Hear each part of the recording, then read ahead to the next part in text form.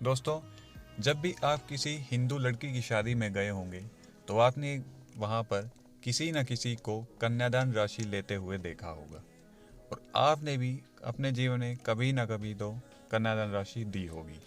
लेकिन कन्यादान राशि लेने के पीछे का कारण क्या है?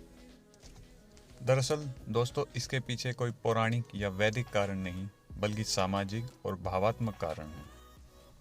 दोस्तों, आप जानते ही हैं कि ब्रिटिश राज के दौरान हमारा देश बेहद गरीब था।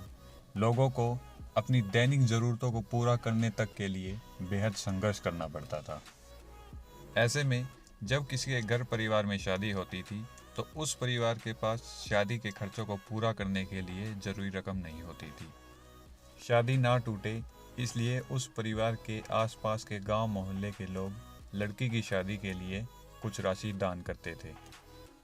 ऐसा करके उस परिवार के पास लड़की की शादी के लिए जरूरी रकम जमा हो जाती थी और वह परिवार लड़की की शादी कर पाता था।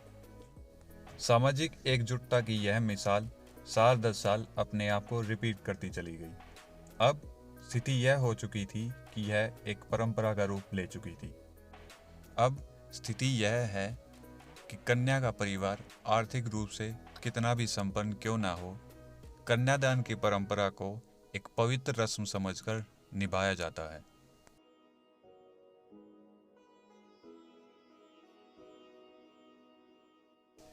दोस्तों, जब भी किसी खुशी के मौके पर जब हम कोई शगुन देते हैं या कोई शगुन लेते हैं तो हम देखते हैं कि उसमें हमेशा 1 रुपये का सिक्का जुड़ा होता है। लेकिन हम ऐसा क्यों करते हैं? आखिर शगुन में 1 रुपये के सिक्के का इतना महत्व क्यों है? आज इस वीडियो में हम इसी 1 रुपये के सिक्के के महत्व के कारण के बारे में जानेंगे। किसी भी शगुन में 1 रुपये के सिक्के को जोड़ने को लेकर अनेकों धारणाएं मौजूद हैं, लेकिन आज इस वीडियो में हम ऐसी 2 धारणाओं के बारे में बात करने वाले हैं जो बेहद मानी जाती हैं। पहला कारण है ज़ीरो यानी शून्य का अशुभ होना। हिंदू मान्यताओं के अनुसार ज़ीरो यानी कि शून्य किसी विषय वस्तु के अंत का सूचक होता है। ऐसे में जब हम किसी सगे संबंधी को शगुन के तौर पर कोई रकम देते हैं और उस रकम का अंत 0 पर होता है तो हिंदू मान्यताओं के अनुसार वह उस संबंध के अंत के सूचक के तौर पर देखा जाता है। इसलिए उस शगुन की रकम में हमेशा 1 रुपये जोड़ा जाता है, जैसे कि 100 रुपये में 101, 500 रुपये में 501, 1000 रुपये में 1000 और इस तरह शगुन के रूप में दी जाने वाली कितनी भी रकम में हमेशा 1 रुपये अलग से जोड़ा जाता है। शगुन में 1 रुपये को जोड़ने का दूसरा कारण है 1 रुपये का हमेशा बचना। आप देखेंगे कि जब भी हमें शगुन में कोई रकम मिलती है और हम उसे खर्च करते हैं तो वह शगुन में मिला हुआ 1 रुपया हमेशा हमारे पास बच जाता है। शायद ही ऐसा कोई मौका होगा जिसमें हम शगुन में मिली उस रकम के साथ साथ 1 रुपये को भी खर्च कर दें, वरना वह हमेशा हमारे पास बच जाता है।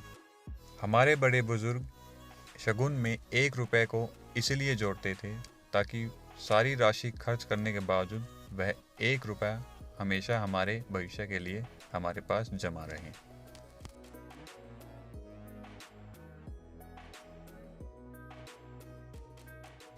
दोस्तों, आपने देखा होगा कि जब भी किसी कन्या की शादी में विदाई का समय आता है तो विदाई से ठीक पहले वह कन्या अपने हाथों में चावल लेकर अपने घर में पीछे की ओर फेंकती है।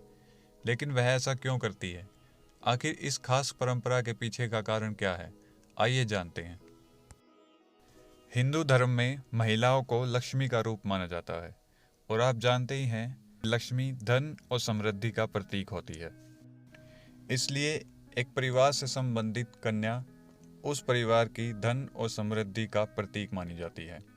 ऐसे में जब उस कन्या की विदाई होती है तो वह कन्या या लक्ष्मी अपने बाद भी उस घर में धन और समृद्धि की आशा करती है और आशीर्वाद के रूप में चावलों को लेकर अपने पीछे की ओर फेंकती है, ताकि उस घर से जाने के बाद भी उस परिवार में धन और समृद्धि कायम रहे।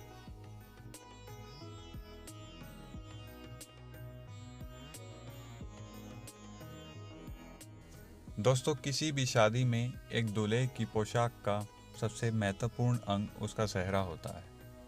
लेकिन दूल्हा सेहरा क्यों बांधता है? आखिर इस खास पोशाक को पहनने के पीछे का कारण क्या है?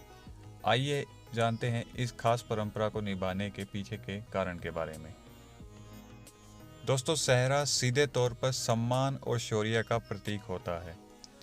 जब कोई दूल्हा सेहरा बांधकर और बारात लेकर किसी लड़की के यहाँ जाता है, तो उसका अर्थ होता है कि वह दूल्हा उस लड़की को पूरे मान सम्मान के साथ ले जाने के लिए आया है।